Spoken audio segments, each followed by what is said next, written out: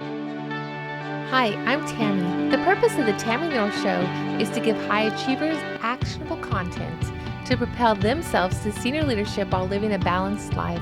Women leading within corporations and government organizations who want to perform with authenticity at the senior executive level have found their community.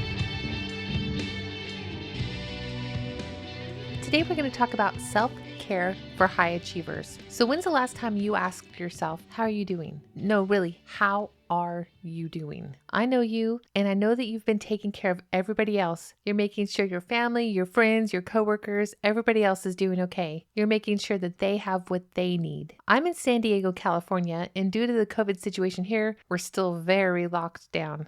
It's always been my dream that we'd be able to telework more.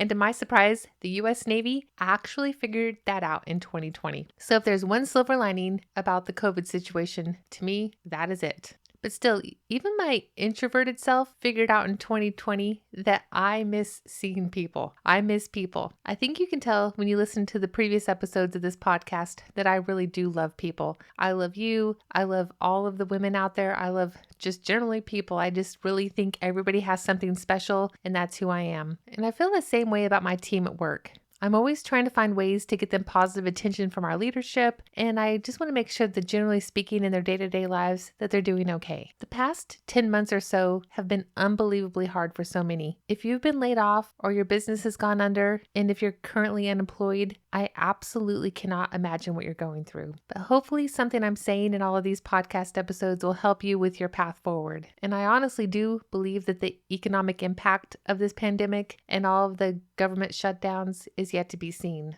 I'm sure there's many of you that have your own businesses and you've been holding on, hobbling through, and just making it happen somehow. And then on top of the pandemic, there's many of you who are actively dealing with diversity and inclusion issues, not to mention the political turmoil from the election. And no matter what your beliefs are, it's hard right now. There's a lot of uncertainty, and I'm sure you're wondering what's going to happen next as we move through 2021. If you're like me, you're afraid to even think about what's next. But your life didn't stop just because a worldwide pandemic hit. It didn't stop no matter the political situation the United States is in. Even though the United States has become such a tinderbox in so many ways in the past year, you still have kids you're trying to nurture, you have parents you can't see, you have love relationships that are strained because you're both stressed out and probably showing the stress in different ways. There's nothing like uncertainty to exponentially increase anxiety and stress levels. So today, I just want you to take time, take a breath, center yourself, and just take time to love you and care for you. That's what today's entire episode is about.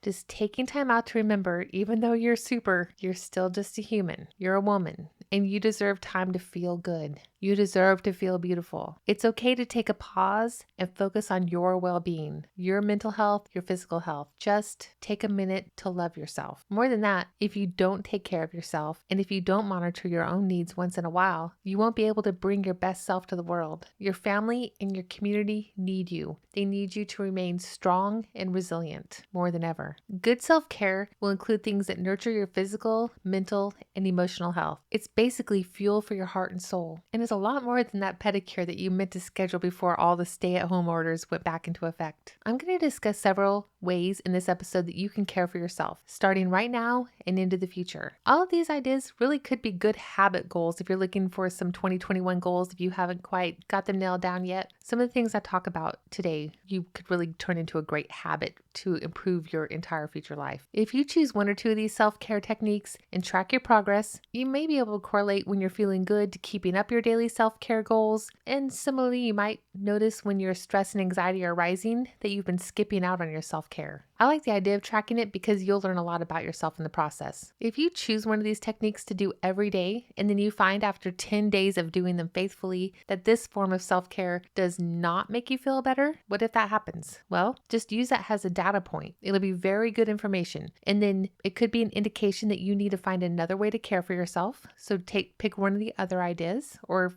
come up with your own. But you also might think you aren't feeling better. But if you go back and look at your data, if you actually keep track of when you're doing it, that in the last 10 days, you only did this technique 3 times and you never did it 2 days in a row. So that would just be good information for you. And that's what I want for you in 2021. I just want you to become super curious about who you are and how you operate. And you can use this exact same curiosity technique to help you with weight loss, drinking too much, anger management, anything you're trying to change about yourself. Just track what you're trying to do and be very specific about it. Like if you decide there is this exercise or this technique that I'm going to put into place to make whichever improvement you're trying to make, and then track if you're actually sticking to that technique, if you're sticking to your plan that you made in order to improve whatever it is you're trying to improve. And if it works, awesome. But the thing is, if it doesn't work and you're actually tracking every day exactly what it is you're doing, then you can see if it is you or it's the plan that you need to tweak. And that will definitely be the case for stress and anxiety as well. And that's what we're going to talk about today. So if you track, I would say in your planner is a good place to do it, or if you journal. In my planner, I actually have a place to track habit goals. And so I could just track, I'm going to do this self-care technique every day or 3 times a week or whatever I'm doing. And then I can literally, there's a habit tracker where I can mark off the days I actually complete it or don't complete it. And then I can go back and assess. And there's even a space at the end of every week to write what went well, what didn't go well. So at the end of the week, I can go, oh, I noticed, interestingly, that I did not do this very simple technique all 7 days, which I planned to do. Why didn't I? Do I need to put it at a different part of my day? Do I need to make a different trigger in order to remind myself to do it? There's all sorts of things that we can talk about. So I do have a habit podcast that I'm working on, which will really help with this in the next few weeks. That habit podcast is going to talk about triggers and other things and ways to set up your habits that could include some of these self-care techniques. There's some obvious self-care things that can be neglected when we aren't seeing people as much as we used to. So some just obvious things I want you to consider is 1, turn off the TV, especially the cable news, and take a social media break. Just cleanse your mind of all the drama that's out there. You can still go read the news. You can still find out what's going on, but just control how much of the drama is coming into your mind and make an active, deliberate plan to cut that out. It is not serving you. Everybody I know who has really high anxiety right now also watches a surprisingly high amount of TV news or spends a ton of time on social media. Also, some things you can do is make sure you're eating healthy, getting enough sleep, and exercising or moving your body, and make sure you're drinking enough water. If you do these 5 things, the TV plus eating, sleeping, exercising, and drinking water, those 5 things alone, you will just feel so much better. And that's a really good baseline of self-care. This episode is all about making you feel better and getting you to take really good care of yourself. So I'm going to tell you 9 more specific ideas that will really elevate how you feel. So the first one is I want you to consider meditating. Meditation is something I would not have done in the past, although I realize in some ways, and I'll go into that a little more, I have been doing it probably my entire life in some ways. But this is going to be a deliberate practice of meditation. You can use an app on your smartphone like Headspace. I use that occasionally, but if you've never done it before, you'll be amazed at how just meditating changes your perspective and calms your mind throughout the entire day. It doesn't have to be complicated. I know that sometimes when people think about meditation, they think about very highly disciplined monks sitting up on a mountaintop for days at a time, not eating or drinking and meditating, but it doesn't have to be that intense or complicated.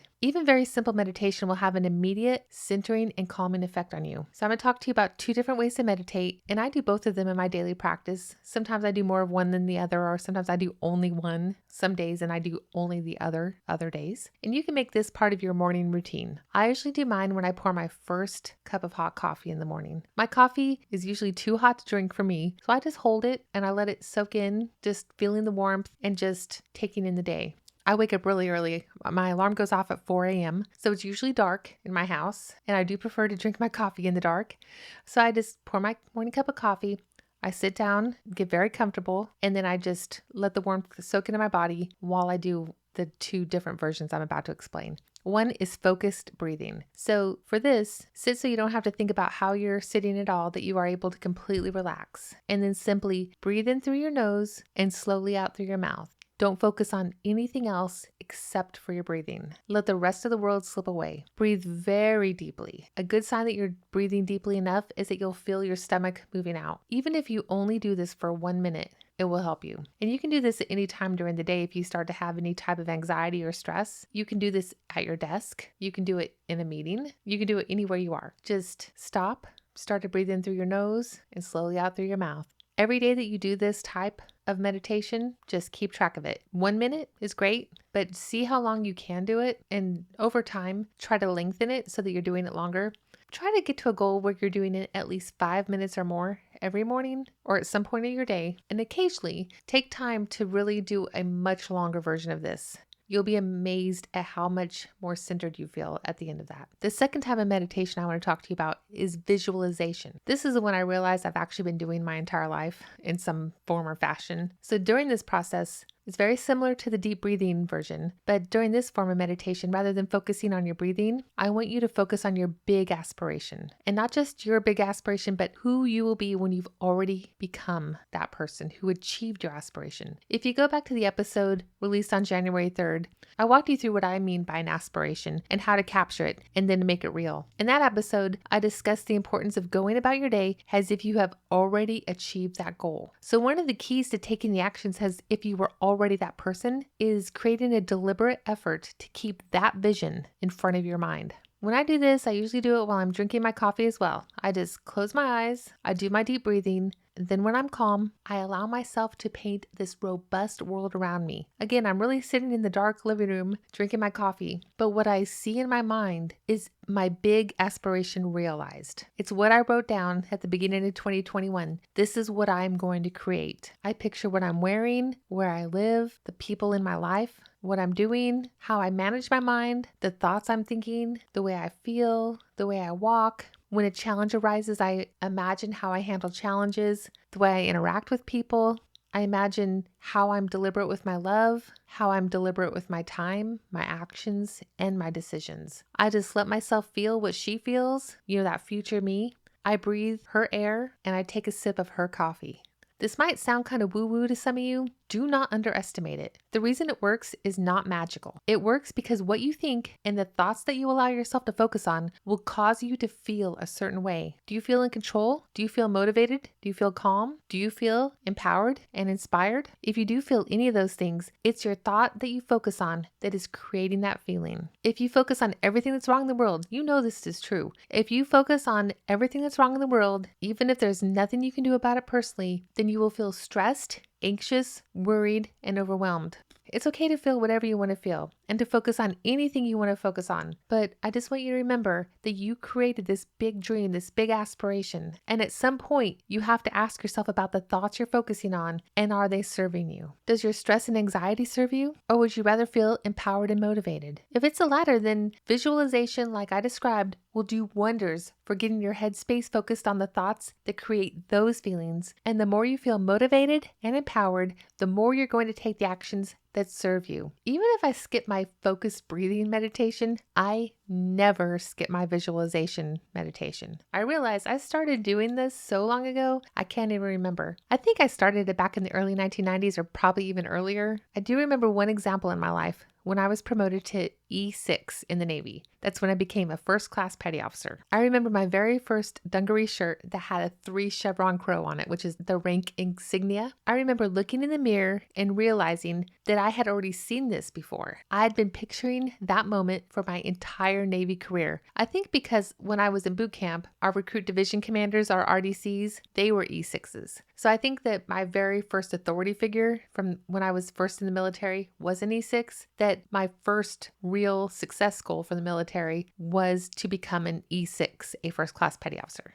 So I had been picturing that. I had been imagining what it would be like to have a first-class petty officer crow on my uniform. I had been visualizing it, and that vision fueled my actions. I took so many actions to make that happen. And even when I messed up, because trust me, my young enlisted life, I was not perfect. I messed things up. I did some things wrong, but I kept my vision on that first class petty officer crow. And I kept working toward it, chipping away, doing the things I could do to make it happen, the things that I could control. And then it finally happened. That moment in the mirror seemed so surreal to me because I had pictured it so often. And now it was real. This was 1997. So considering where I came from in my life, which was I grew up in a small farm town on the eastern plains of Colorado, and I was so shy. To me at that time, when I'm 86, it was so amazing. That moment was what I consider to be one of my first successes. And visualizing my future success like that has continued to lead me to so many other successes and positive experiences throughout my life. So I definitely encourage you to do this.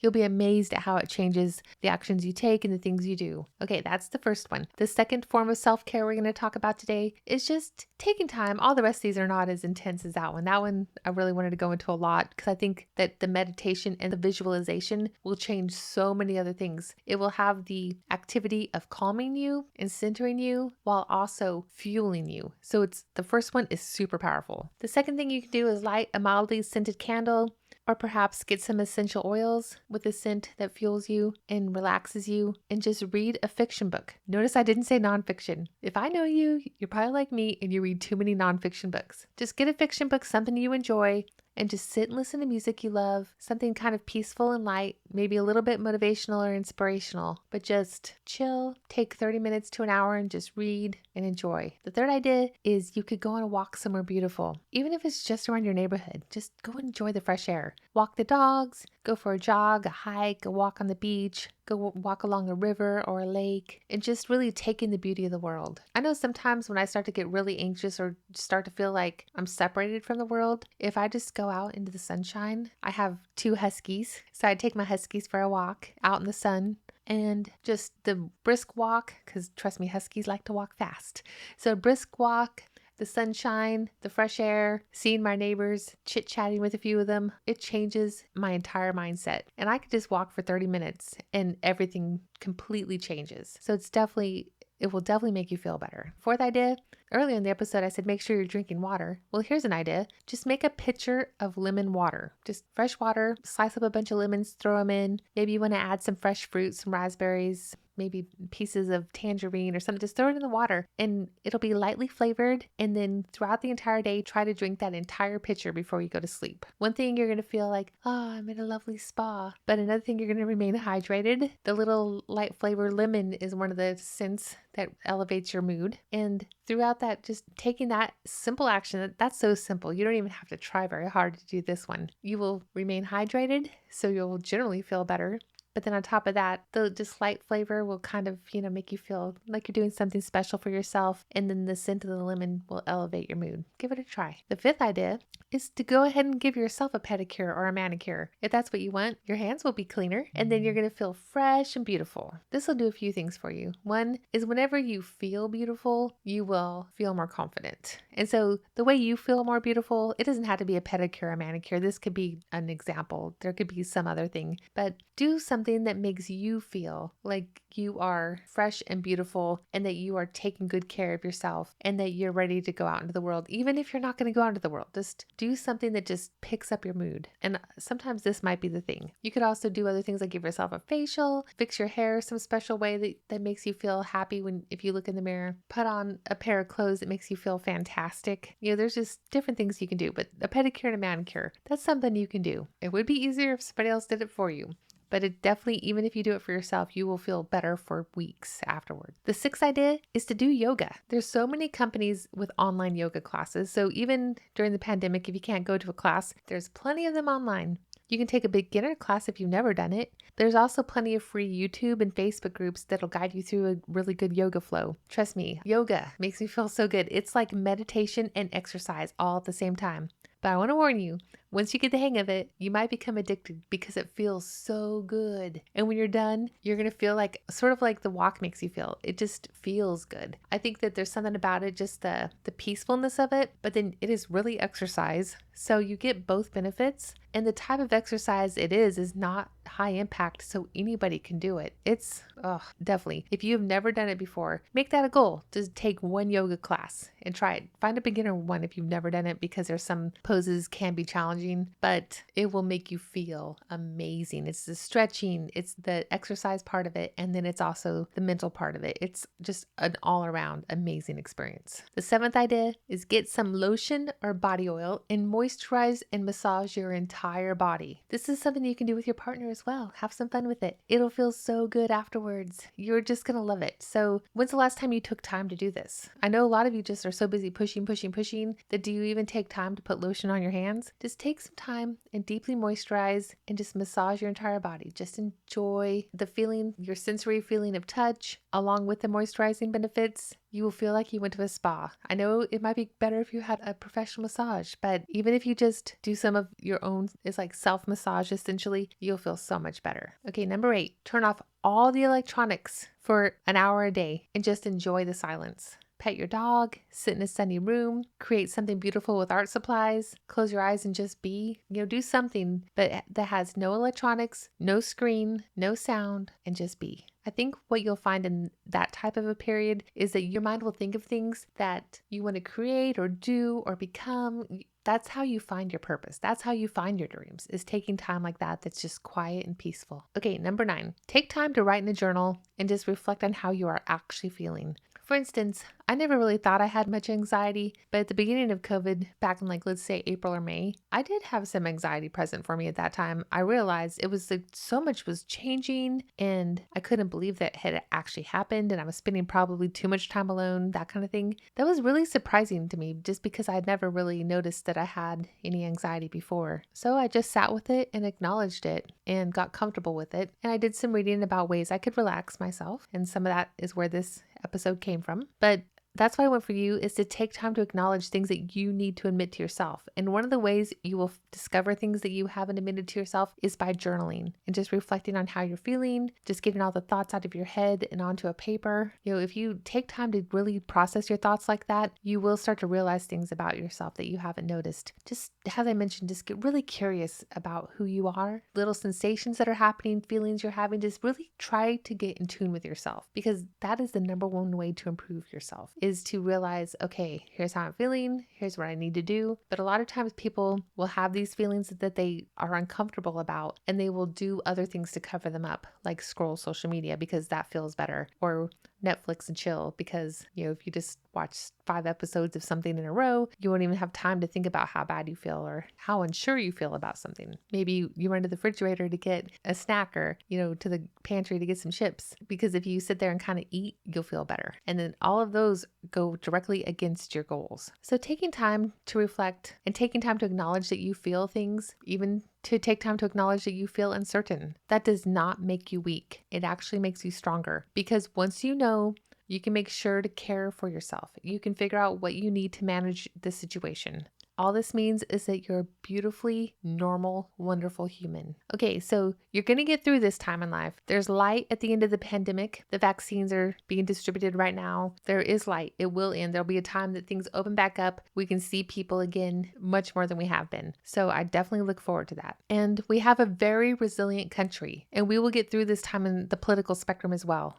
I do want to be clear that there will be hard times and hard conversations and impacts to so many lives and families between here and there. We have miles to go, but you are going to be better prepared, calmer, and much more resilient if you make sure you're taking care of you. Think about it. There's a few kinds of people in a crisis. There's those who the crisis happens and they freak out, they melt down, and they make the situation worse. I mean, at a minimum, they're at least no help, because they're so busy freaking out. But what if they were the only person who could have done anything, but instead of doing anything, they're over there melting down? Then that definitely made the situation worse. Another type of person in a crisis is that person who will think, oh, somebody else will do something. I'm sure somebody else is definitely going to do something, so I'm just going to be quiet. I'm just going to do nothing. And that's actually very common. There could literally be somebody laying there on the street bleeding to death, and there will be a number of people who literally do nothing just because they expect somebody else is going to do something. And then there's a third kind of person. That's the person who's going to remain calm. They're going to have it together, and they're going to be able to start passing out directions and positively impacting the situation. So I just want you to think who you want to be. And some of the steps in this episode will really get you centered, so it will increase the chances. I mean, I think that in some cases, none of us are 100% sure how we're going to react in a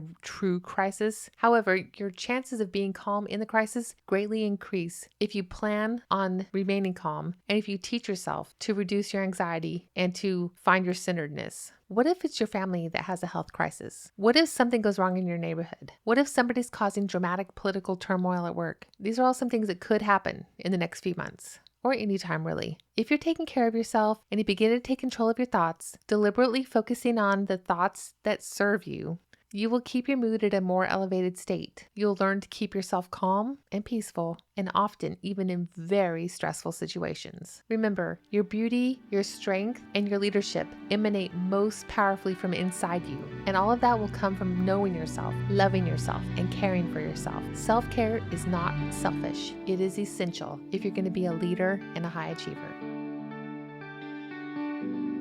You can connect with us on Facebook at Genuine Driven Women, or to learn more about what we offer, check out genuinedrivenwomen.com.